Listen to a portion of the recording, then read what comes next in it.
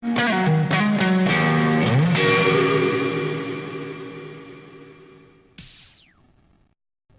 about your life. What's your relationship with your gadgets like? How's your C++ or whatever language? My C++ stopped around Borland 3.1. It's a compiler. Those words mean nothing to me. So I know more about programming than you, but my programming sucks. All right. So I'm not good at it, but it's like the children in 4th grade who can write their first 90-word essay are not James Joyce, right? But they know what James Joyce is doing. He's writing a book. So I feel like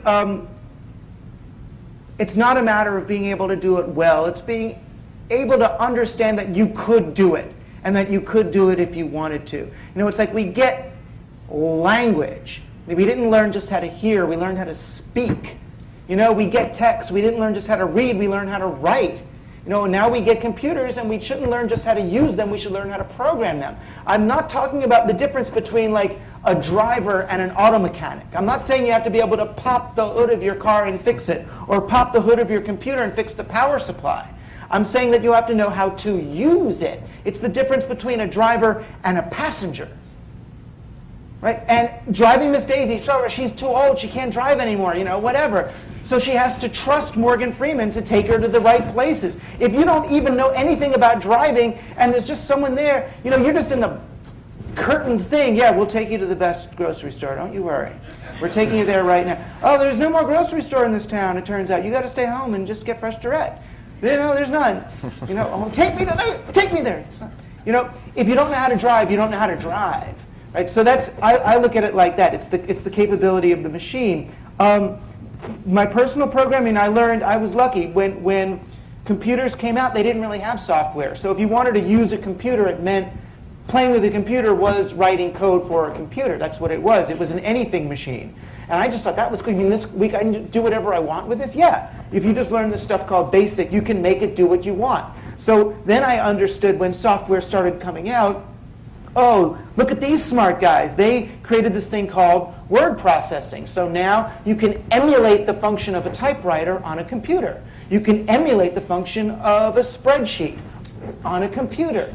So a computer was emulating all of these tools that I knew from the real world. And that was a very different perspective to have on those things. No, I couldn't write a good word processing program. I stopped in C++. I was trying to write. It seemed simple at the time. I wanted to write a program that could control 3 elevators and just tell them where to go and when efficiently, based on when people pushed buttons. But there are so many situations, and I would get it to work, but I had these things called resource leaks, where your program ends up taking over the whole computer because you haven't closed every situation, which modern languages are a little bit. Java doesn't really quite have that problem that C++ had.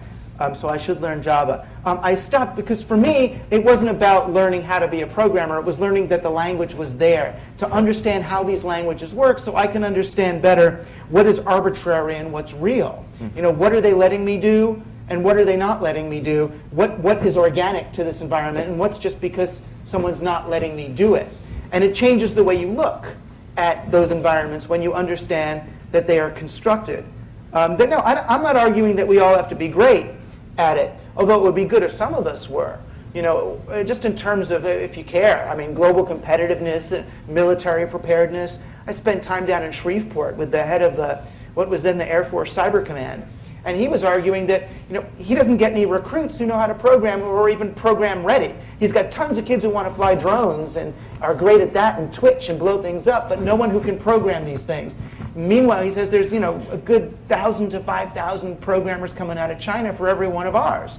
So he believes we're one generation away from technological inferiority. And when a group of Chinese kids hack into Chase Manhattan Bank or whatever and crash the thing, that's when we'll go, oh my God, we've got to teach programming in school. And it won't be for exactly the right reasons, but at least we'll be teaching it.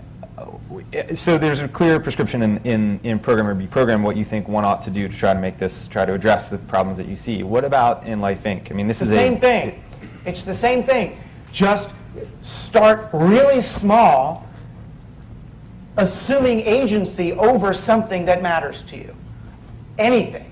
Right? The way to win is not to create, I don't think, is not to create the website that teaches everyone in the world how to do the system where blah, blah, blah. You know, I hear when anybody sort of gets the insight in terms of, oh my gosh, I see what's wrong, I see what's going on here, they want to create the meta. You know, I'm going to create the website that aggregates all the people who are doing all the things that so everyone can communicate and find out around the world how we're all going to, no. Join a community-supported agriculture group.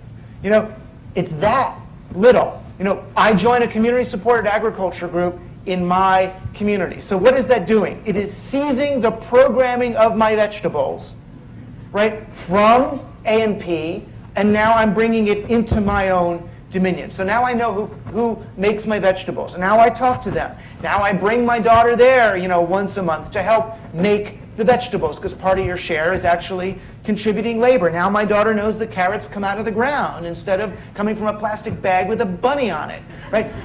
Now also, though, I find out that, oh, our community-supported agriculture group has more subscriptions than we can support.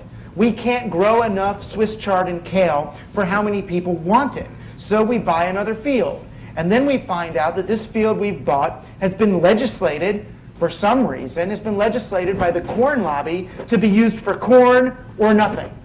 This is corn-subsidized land. So now, what do? Now we're in politics. Now we have to go and get the law changed, at least on this parcel of land, so that we can grow what we actually want to grow rather than corn syrup or ethanol, whatever it is we're supposed to be growing on this thing, which you don't even really grow in New York State, like, particularly well. It's confusing. So what is happening? You know, and then that's the point at which, okay, we can upload something. Okay, we just fought this law. Now there's precedent. Here's what we did. Let's post it on a site where people are concatenating or whatever, collecting all this stuff. So the way to do it is to decide to take back something. If you're in Lansing, Michigan, you've got people who have skills, right? They know how to fix things and make stuff. They have needs. They have kids. They need food.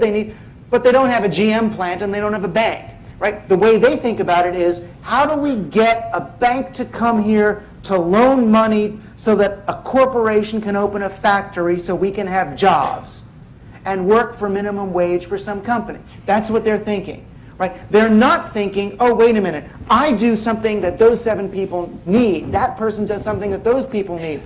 Oh, we don't need currency to do that. We need a currency to do that. So what if we set up a let system or a time bank or something else? What if we create a website where people post the things they do? People post the things they need. We have a simple local Lansing dollar currency that you earn into existence rather than borrow into existence, and we can get things done.